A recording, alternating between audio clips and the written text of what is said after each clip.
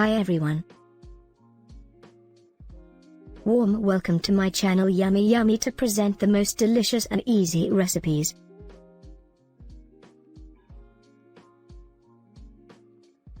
We are here to enjoy cooking. I kindly request you to subscribe to my channel, add some comments and smash the like button. Gratin, also known as Pommes Dauphine if you guys are French. We are going to be making a classic bechamel sauce, which is the key to this dish, which offers lots of wonderful uses. It is a mixture of a roux and milk that comes together in a creamy, velvety sauce. Things like pot pies that creamy insides make them bechamel. Roulades often have a little bit of a creaminess on the inside. Bechamel, any type of nice plated creamy sauce. And then a bechamel turns into something called a mornay sauce. That's how we make cheese sauce, guys. Totally cool. So lots of uses for a bechamel sauce, also called a white sauce. Those are my mac and cheese sliders. I'll have a link below. You guys got to check that out. A great use for bechamel. So here's our ingredients. We're going to use high quality butter, some flour, some whole milk, some nutmeg. We're going to use half of an onion, and a cool ingredient, some cloves. And this is a very traditional, classic French bechamel. So we're going to start off making our roux. We're going to get some butter in there. Got 4 tablespoons. We're making a bechamel. So usually a roux is equal parts flour and butter. In this case, since there's a good bit of fat inside of the milk, we're going to use 4 tablespoons of butter and 3 tablespoons of flour.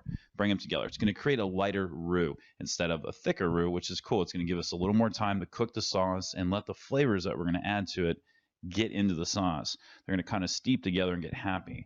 So what I'm doing right there is I'm cooking out the flour. If you don't do this process and you just pull it together and start adding milk, you're going to get a little bit of gritty and graininess. So it's very important at that point to cook out the flour, and that's done while making the roux. So cool. So we're going to start off there by putting about 1/3 of the milk and let everything come together and get happy. Once we start noticing a little bit of thickness, we're going to add the rest of the milk in there. And then we're going to stir. We're going to notice it's going to try to thicken on us. We're on medium-high heat right now, and we're going to go ahead and finish and bring it up to the soft boil, which is where it just starts breaking the surface like that. We're not trying to scald the milk. And then we're going to stir, and it's going to thicken. That's what the heat does. It reacts with the roux and causes it to thicken, which is cool. So here's a really classic ingredient for this, nutmeg. Nutmeg is delicious. It puts a very fragrant note in there. And when it comes to bechamel, something that can be an elegant sauce, this is one of the key ingredients. So it's more delicate. The mace is the outside part of the nutmeg, and that's what we're going to get most of right here. It's a lighter flavor. It's not as strong and flavor forward as full-on nutmeg. So something to consider. If you just have nutmeg, no problem. This freshness it's this full-on classic, the way a chef would do it. So nutmeg's pretty cheap. You can usually find that in your bulk aisles. It's available nowadays. Really cool ingredient, guys. All right.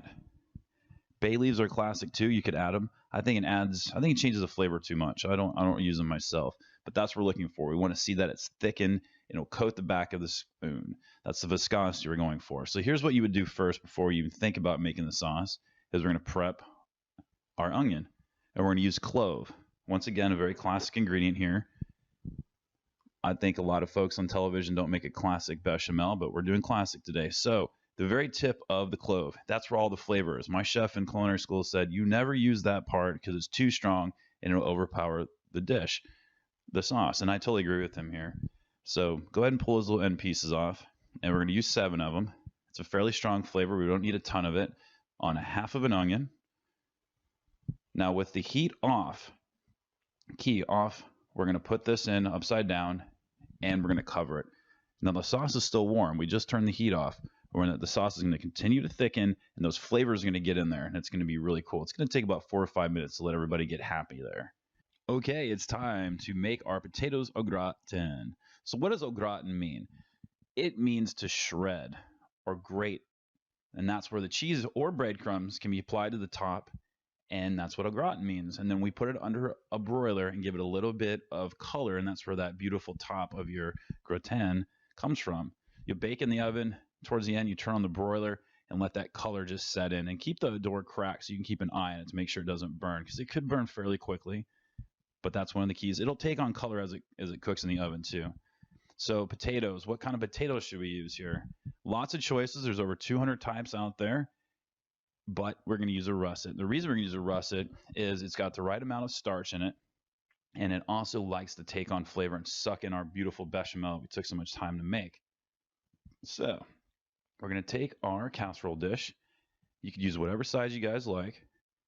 Get a little bit of bechamel on the bottom. What that's going to do is just help the potatoes not stick or burn. And then we get to use some cheese. We're using Swiss here today. Classically, Gruyere cheese is used. Swiss and Gruyere are in the same family. Gruyere is just a little more expensive, or maybe a lot more expensive, and it ages longer and it has a deeper depth of flavor and it's a little more nutty. So it does bring more flavor to the table. So, you know, save money or go all in. And then what we're going to do is we're going to shingle our potatoes. When you cut your potatoes, you guys could use a mandolin, which are fairly inexpensive nowadays, just offers really even cuts, or take a knife and just take your time and try to make them fairly thin. They don't have to all be the same size. And then we're going to shingle our potatoes, get a little beche, a little bit of our cheese in there, a little salt and pepper, and just go all the way up to the top. So I used 3 potatoes here. I didn't need all 3 of them, but it's better to have a little more potato than not so you don't run out while you're layering. Then get your bechamel on the top there. And what we're going to do, see right there, that's why we left the skin, portion of the skin on. It offers a little bit of presentation. Plus, a lot of the health elements of a potato is in the skin. So on a cookie sheet, these could bubble over. Add a little more cheese on the top. That's what's going to help with our beautiful gratin coloring. Into an oven. And we're going to cook it for 45 minutes to an hour, or until it's done. That's the key, until it's done.